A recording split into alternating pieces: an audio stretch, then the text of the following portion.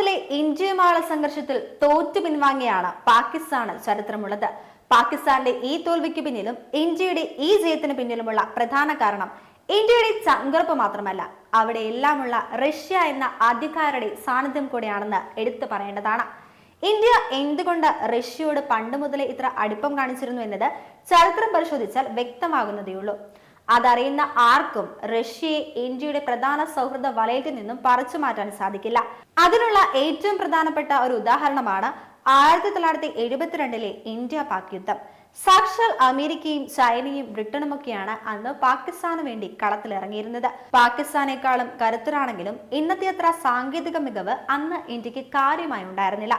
പക്ഷേ പ്രബല ശക്തികളുടെ ഓരോ നീക്കത്തെയും ഇന്ത്യ തുടക്കത്തിലെ തന്നെ ശക്തമായി നേരിട്ടു.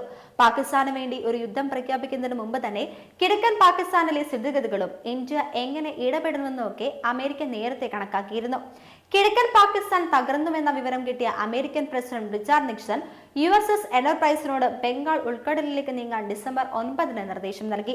അങ്ങനെ ഇന്ത്യയെ സമ്മർദ്ദത്തിലാക്കി. വെടിനിർത്തലിലേക്ക് രാജ്യത്തെ കൊണ്ടുവരിക എന്നതായിരുന്നു അമേരിക്കയുടെ ഉദ്ദേശം. പക്ഷേ ഈ നീക്കം മനസ്സിലാക്കിയ ഇന്ത്യൻ ഇന്റലിജൻസ് അതിനെതിരെ പദ്ധതികൾ ആസൂത്രണം ചെയ്യാൻ തുടങ്ങി.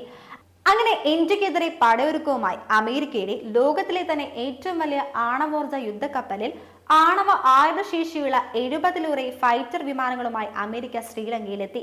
ഇന്ത്യയുടെ അന്നത്തെ ശക്തി എന്ന് പറയുന്നത് INS വിക്രാന്ത് എന്ന യുദ്ധക്കപ്പൽ മാത്രമായിരുന്നു.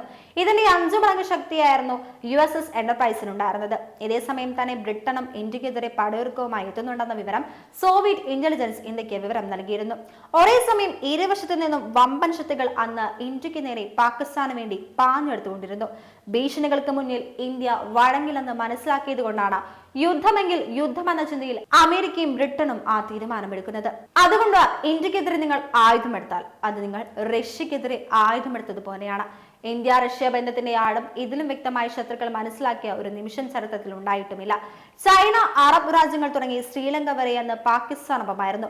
പക്ഷെ അതൊന്നും ഇന്ത്യയെ ബാധിച്ചിരുന്നില്ല.